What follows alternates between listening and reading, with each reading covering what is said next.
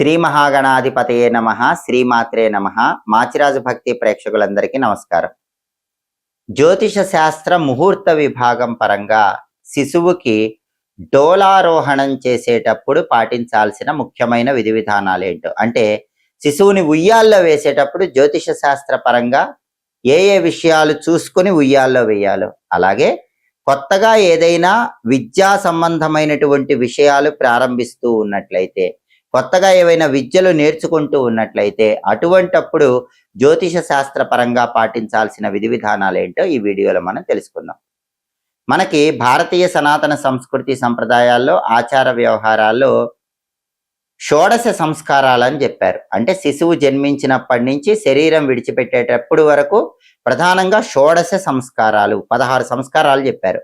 వాటిల్లో ముఖ్యమైనటువంటిది డోలారోహణం.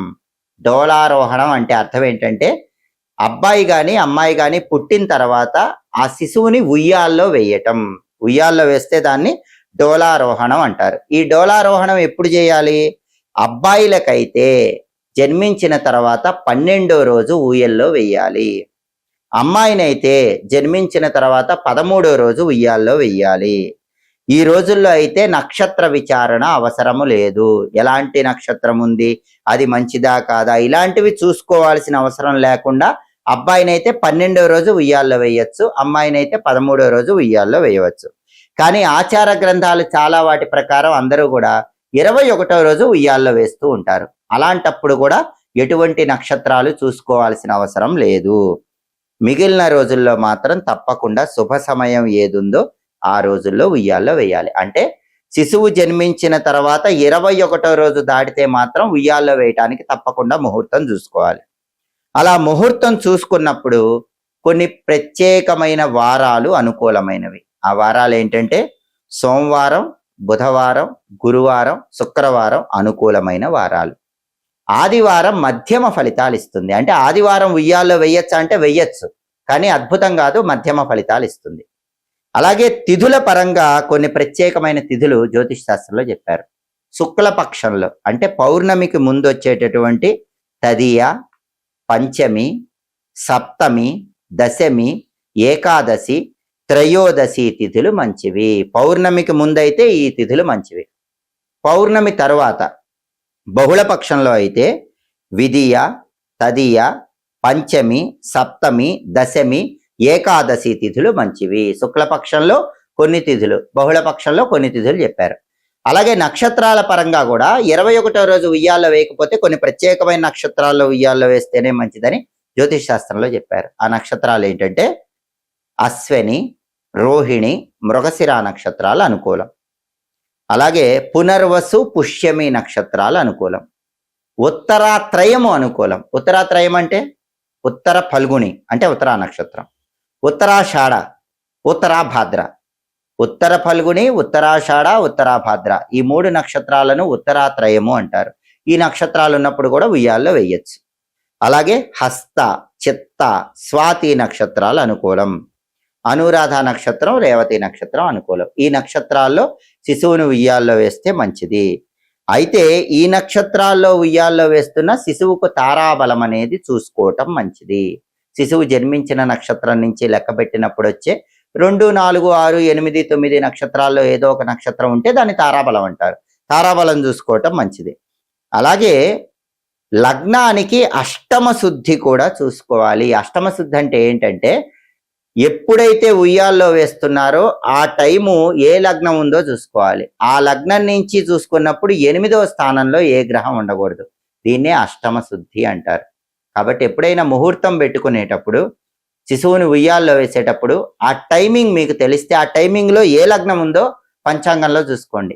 ఆ లగ్నం నుంచి లగ్న చక్రంలో 8వ స్థానంలో ఏ గ్రహము ఉండకూడదు. దీన్నే అష్టమ శుద్ధి అంటారు. అష్టమ శుద్ధి ఉండేలాగా చూసుకొని ఉయ్యాల్లో వేస్తే చాలా మంచిది. అలాగే ఉయ్యాల్లో వేసినప్పుడు కూడా శిశువు శిరస్సు తూర్పు దిక్కు వైపు ఉండేలాగా ఉయ్యాల్లో వేయాలి. అప్పుడు సంపూర్ణంగా ఉత్తమ ఫలితాలు కలుగుతాయి. కాబట్టి ఎవరైనా డోలారోహణం శిశువుని ఉయ్యాల్లో వేసేటప్పుడు జ్యోతిష శాస్త్ర ముహూర్త విభాగంలో చెప్పినటువంటి ఈ ప్రత్యేకమైన నియమాలు పాటిస్తూ ఉయ్యాల్లో వేయండి. అలాగే జ్యోతిష శాస్త్రంలో కొత్త విద్యలు నేర్చుకోవటానికి కూడా కొన్ని ప్రత్యేకమైన వారాలు, తిథులు, నక్షత్రాలు చెప్పడం జరిగింది. అంటే ఎవరైనా కొత్తగా కోర్సుల్లో జాయిన్ అవ్వాలన్నా, కొత్తగా సాఫ్ట్వేర్ కోర్సులు ప్రారంభించాలన్నా, కొత్తగా ఏవైనా కోచింగులు తీసుకోవాలన్నా, కొత్తగా ఏ విద్య నేర్చుకోవాలన్నా కూడా ఆ విద్య నేర్చుకోవటానికి సంబంధించి జ్యోతిష శాస్త్ర ముహూర్త విభాగంలో ప్రత్యేకమైన తిథులు, వారాలు, నక్షత్రాలు చెప్పారు. ఆ రోజుల్లో మీరు కోర్సు ప్రారంభిస్తే సంపూర్ణంగా అనుకూల ఫలితాలు కలుగుతాయి. వారాల పరంగా అవి ఏ వారాలంటే బుధవారము, గురువారము, శుక్రవారము చాలా మంచివి. మీరు కొత్తగా ఒక కోర్సు నేర్చుకోవాలంటే బుధవారం కానీ, గురువారం కానీ, శుక్రవారం కానీ స్టార్ట్ చేయండి. ఎందుకు? దీన్ని సర్వార్థ సిద్ధి యోగము అనే పేరుతో పిలుస్తారు. ఈ 3 రోజుల్లో కోర్సులు స్టార్ట్ చేస్తే బ్రహ్మాండంగా కోర్సులు విజయవంతం అవుతాయి. ఆదివారం మధ్యమ ఫలితాలను కలిగింపజేస్తుంది.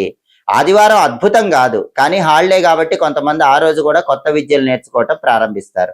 అయితే మధ్యమ ఫలితాలు వస్తాయి. చెడు కాదు, మంచి కాదు, నార్మల్ ఫలితాలు వస్తాయి.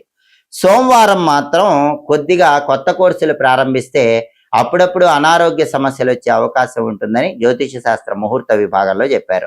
మంగళవారం, శనివారం మాత్రం మంచివి కావు. ఎప్పుడైనా కొత్త కోర్సులు నేర్చుకోవాలంటే మంగళవారం ప్రారంభించకండి, శనివారం ప్రారంభించకండి. అలా ప్రారంభిస్తే ఇబ్బందులు వస్తాయి. కోర్సు పూర్తవటంలో ఎన్నో ఆటంకాలు వస్తాయి. అలాగే తిథుల పరంగా కొన్ని తిథులు కూడా చెప్పారు.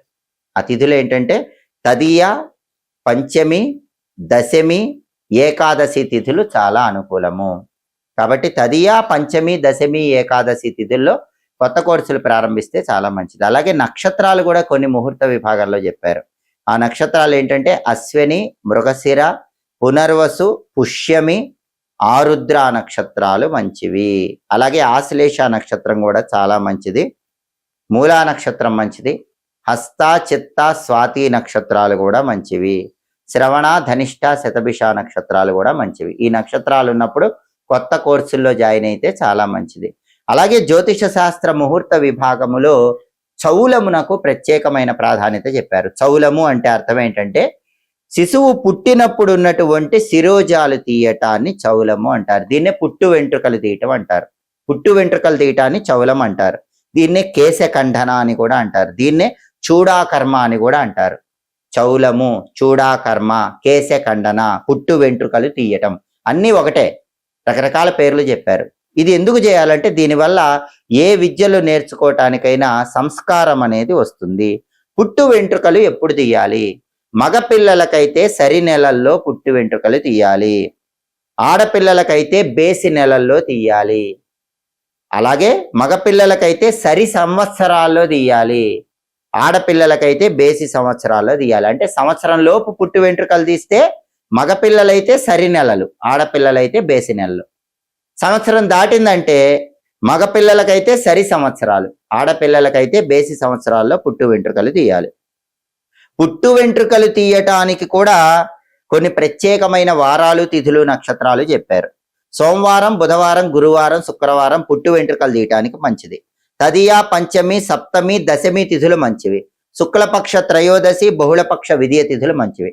నక్షత్రాల పరంగా అశ్విని, మృగశిర, పునర్వసు, పుష్యమి నక్షత్రాల్లో పుట్టు వెంట్రుకలు తీస్తే మంచిది. హస్త, చిత్త, స్వాతి నక్షత్రాల్లో పుట్టు వెంట్రుకలు తీస్తే మంచిది. శ్రవణ, ధనిష్ట, శతభిష, రేవతి నక్షత్రాల్లో పుట్టు వెంట్రుకలు తీస్తే మంచిది. ఈ నక్షత్రాలు ఉన్నాయి అంటే ఖచ్చితంగా తారాబలం చూసుకునే ఈ నక్షత్రాలు చూసుకోవాలి. అంటే శిశువు జన్మ నక్షత్రం నుంచి వచ్చే 2, 4, 6, 8, 9 నక్షత్రాల్లో ఏదో ఒక నక్షత్రము అయి ఉండాలి. ఆ నక్షత్రాల్లో ఇది ఉండాలి. అప్పుడు తారాబలం ఉన్నట్టు, ఈ నక్షత్రం ఉన్నట్టు అవుతుంది. ఇవన్నీ చూసుకొని పుట్టు వెంట్రుకలు తీయించుకోవాలి. అయితే పుట్టు వెంట్రుకలు తీసేటప్పుడు కొన్ని నియమాలు చెప్పారు. ఆ నియమాలు ఏంటంటే తల్లి గర్భవతిగా ఉన్నప్పుడు 5వ మాసం వరకు శిశువుకు పుట్టు వెంట్రుకలు తీయకూడదు. అంటే ముందు ఒక అబ్బాయో అమ్మాయో ఉన్నారు, ఆ తర్వాత మళ్ళీ తల్లి గర్భవతిగా ఉంది. అలా గర్భవతిగా ఉన్నప్పుడు 5వ నెల వరకు ఇంతకు ముందున్న శిశువుకు పుట్టు వెంట్రుకలు తీయకూడదు. 5వ నెల దాటితేనే శిశువుకు పుట్టు వెంట్రుకలు తీయాలి. అలాగే ప్రథమ సంతానానికి రవి వృషభ రాశిలో ఉండగా ఈ సంస్కారం చేయకూడదు అని జ్యోతిష శాస్త్ర ముహూర్త విభాగంలో చెప్పారు. అంటే ఎప్పుడైనా సూర్యుడు వృషభ రాశిలో సంచారం చేస్తూ ఉంటే అలాంటప్పుడు పిల్లల్లో మొదటి పిల్లవాడు లేదా మొదటి పిల్లకు పుట్టు వెంట్రుకలు తీయకూడదు. ఈ నియమాలు పాటిస్తూ పుట్టు వెంట్రుకలు అనేవి తీస్తే ఉత్తమ ఫలితాలు కలుగుతాయి. ఈ పుట్టు వెంట్రుకలు తీసినప్పుడు కూడా ఆ తీసినటువంటి శిరోజాలు గోమయం అంటే ఆవు పేడలో కలిపి నదిలో వదిలిపెట్టాలి. ఇలా చేస్తే అద్భుత ఫలితాలు కలుగుతాయని జ్యోతిష శాస్త్ర ముహూర్త విభాగంలో చెప్పారు. పుట్టు వెంట్రుకలు తీసేటప్పుడు శిఖలను మాత్రమే ఉంచాలి. అంటే పైన కొద్దిగా వెంట్రుకలు ఉంచి మిగిలిన ప్రాంతం అంతా పుట్టు వెంట్రుకలు తీయాలి.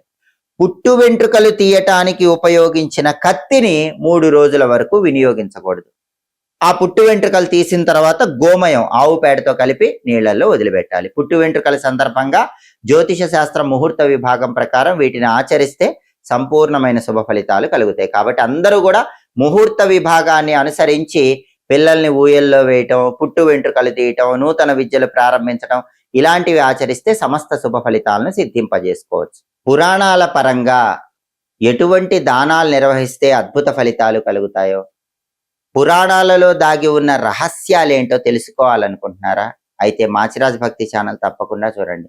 అలాగే జ్యోతిష శాస్త్ర ప్రామాణిక గ్రంథాల ప్రకారం అన్నప్రాసన, అక్షరాభ్యాసం, నామకరణం, సీమంతం వీటిని ఎటువంటి తిథుల్లో, వారాల్లో, నక్షత్రాల్లో నిర్వహిస్తే అద్భుత ఫలితాలు కలుగుతాయో తెలుసుకోవాలనుకుంటున్నారా? కొత్తగా ఎప్పుడు ఉద్యోగంలో చేరాలి, కొత్తగా ఎప్పుడు వ్యాపారాలు ప్రారంభించాలి, ఏ ముఖ్యమైన కార్యక్రమమైనా జ్యోతిష శాస్త్ర ముహూర్త విభాగాన్ని అనుసరించి ఎప్పుడు చేయాలి, ఈ విషయాలన్నీ తెలుసుకోవాలనుకుంటున్నారా? అయితే మాచిరాజ్ భక్తి ఛానల్ తప్పకుండా చూడండి. పండుగల సందర్భంగా ఎలాంటి విధి విధానాలు ఆచరిస్తే సమస్త శుభ ఫలితాలు కలుగుతాయో తెలుసుకోవాలనుకుంటున్నారా? మాచిరాజ్ భక్తి ఛానల్ చూడండి. మన భారతీయ సనాతన సంస్కృతి సంప్రదాయాల్లో పూజల్లో దాగి ఉన్న పరమార్థం, జపాల్లో దాగి ఉన్న పరమార్థం, వీటన్నిటిలో ఉన్న ఆధ్యాత్మిక రహస్యాలు తెలుసుకోవాలనుకుంటున్నారా? అయితే మాచిరాజ్ భక్తి ఛానల్ తప్పకుండా చూడండి.